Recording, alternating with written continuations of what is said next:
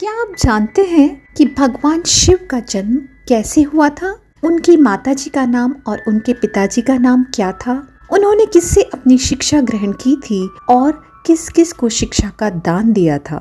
अगर नहीं तो आइए इन्हीं सब सवालों का जवाब जानते हैं। शिव पुराण की लोकप्रिय कथा के अनुसार भगवान शिव को स्वयंभू माना जाता है, जिसका मतलब होता है भगवान शिव का जन्म स्वयं ही हुआ था।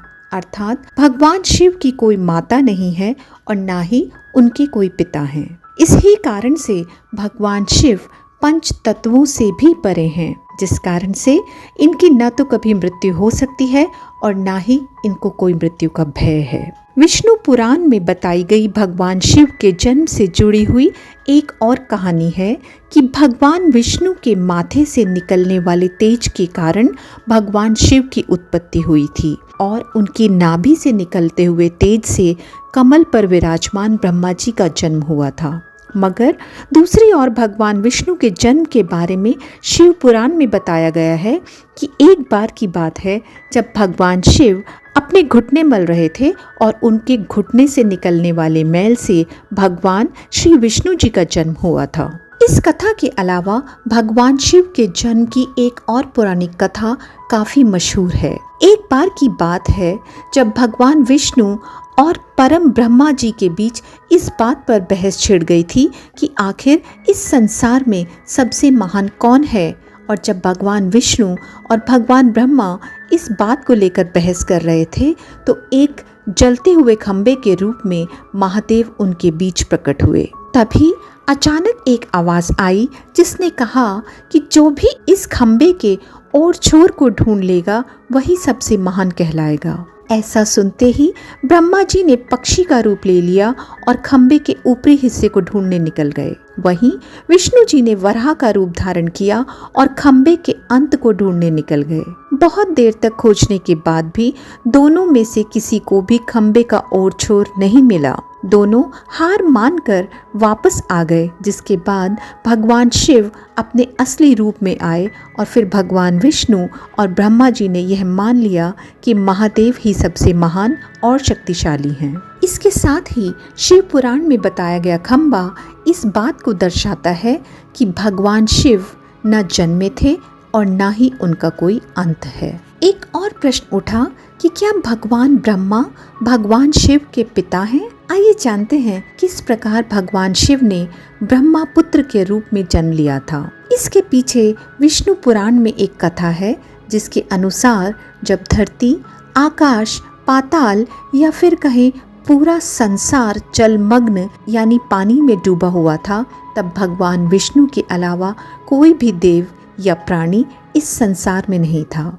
तब केवल विष्णु जी ही जल सतह पर अपने शेषनाग पर लेटे हुए नजर आ रहे थे, जिसके बाद उनकी नाभि से कमल की डंडी पर ब्रह्मा जी प्रकट हुए और जब भगवान ब्रह्मा और भगवान विष्णु इस संसार से संबंधित बातें कर रहे थे तब भगवान शिव प्रकट हुए, जिसके बाद ब्रह्मा ने उन्हें पहचानने से इनकार कर दिया। इस कारण से भगवान शिव रूठ गए और उनके रूठ जाने के कारण भगवान विष्णु ने उन्हें दिव्य दृष्टि प्रदान कर ब्रह्मा जी को भगवान शिव की याद दिलाई, जिसके बाद भगवान ब्रह्मा को अपनी गलती का एहसास हुआ और शिव से क्षमा मांगते हुए उन्होंने उनसे अपने पुत्र रूप में जन्म लेने का आशीर्वाद मांगा, जिस कारण से भगवान शिव ने ब्रह्मा जी की प्रार्थना को स्वीकार करते हुए उन्हें आशीर्वाद दे दिया। ब्रह्मा जी ने तपस्या की और बालक के रूप में भगवान शिव उनकी गोद में रोते हुए प्रकट हुए।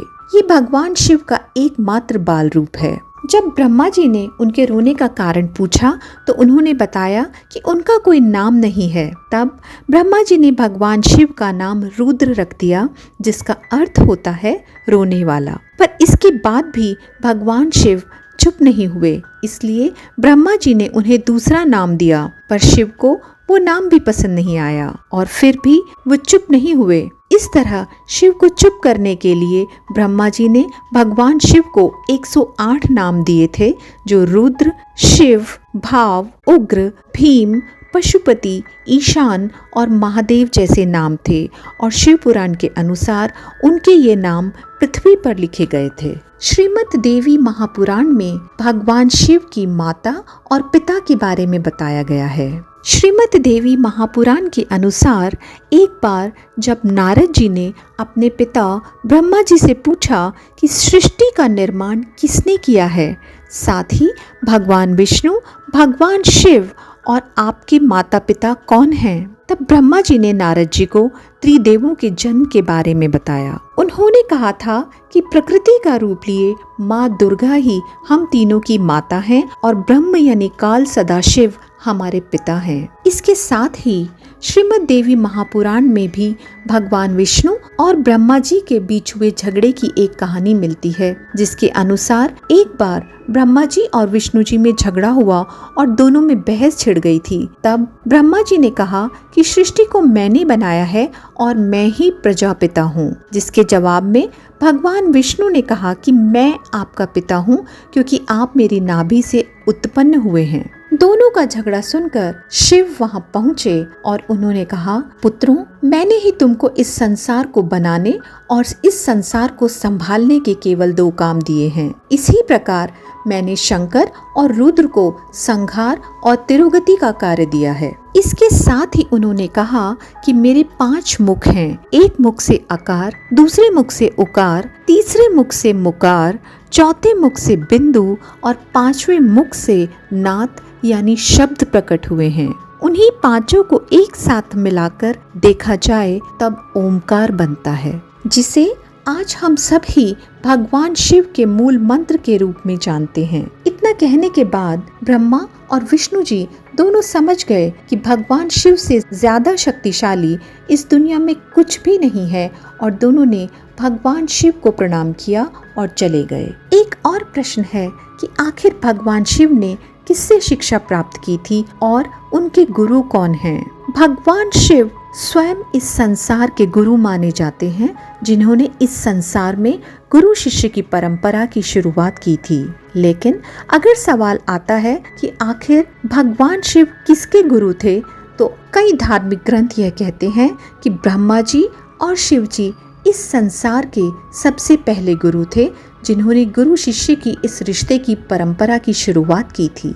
जहां ब्रह्मा जी ने अपने मानस पुत्रों को शिक्षा प्रदान की थी, वहीं भगवान शिव ने अपना ज्ञान केवल अपने 7 शिष्यों को दिया था। यही भगवान शिव 7 शिष्यों के गुरु थे और वो जिन शिष्यों के गुरु थे उन्हें आज के समय में सप्त ऋषियों का दर्जा दिया जाता है। इस प्रकार हम कह सकते हैं कि शिव स्वयंभू हैं, न उनका जन्म हुआ है, ना ही उनका अंत है और ना ही उनसे शक्तिशाली कोई और है। यदि आप किसी और विषय के बारे में जानना चाहते हैं तो कृपया कमेंट बॉक्स में लिखिए। धन्यवाद।